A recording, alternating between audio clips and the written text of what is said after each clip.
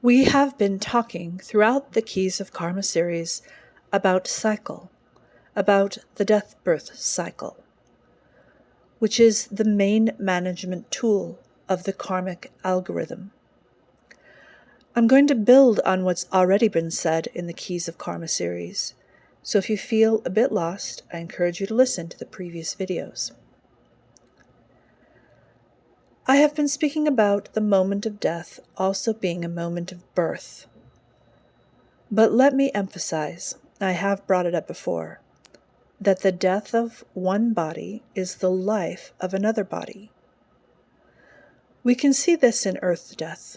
When carbon-based bodies expire, then it is feasting time for tiny creatures and for microbes.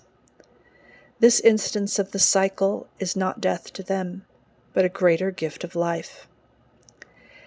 In fact, please remember that the pole of death is birth, not life.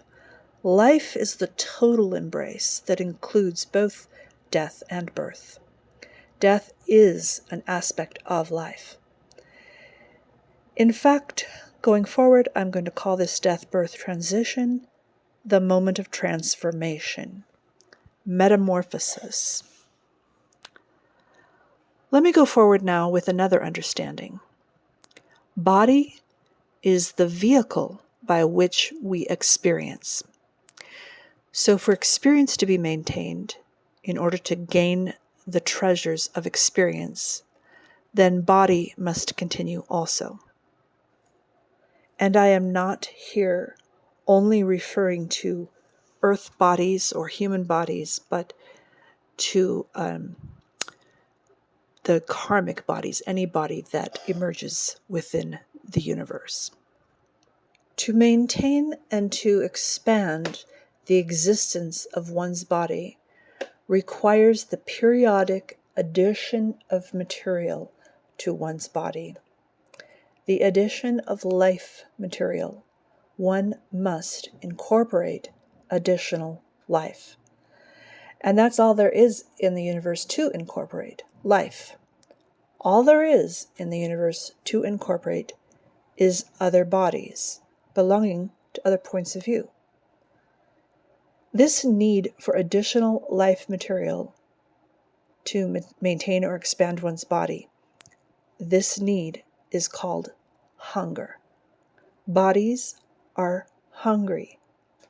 A body requires the fuel of other bodies.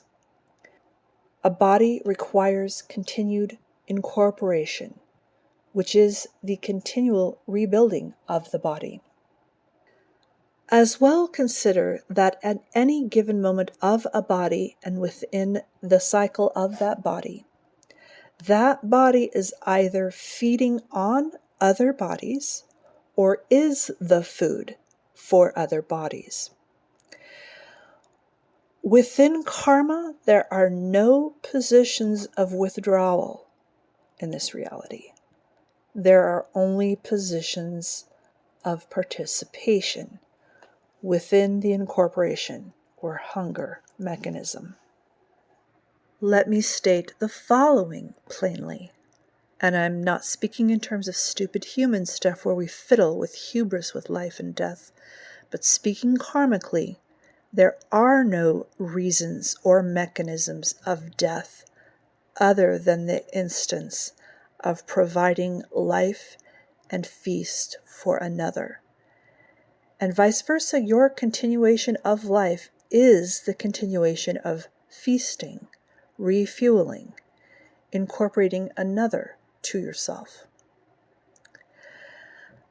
Now, while there are some stark instances in Earth that make us think this is a horrible mechanism, no one loves watching the lion take down the weakest antelope, unless it's another lion, I suppose.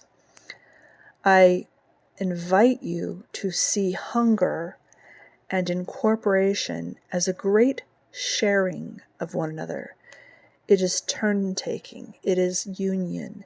It is the giving of gift, of laying down life for one another. Both bodies transform. And the traveler, who we haven't talked a whole lot about yet, but the point of view traveler that is you, can move on to another body, and experience can expand. All parties in the hunger/incorporation mechanism receive transformation to further life in one way or another. Death is portal. Food is portal. You may gain body or body material. You may lose body or body material. You may gain or lose energy within an energy transfer, remembering that all energy is embodied.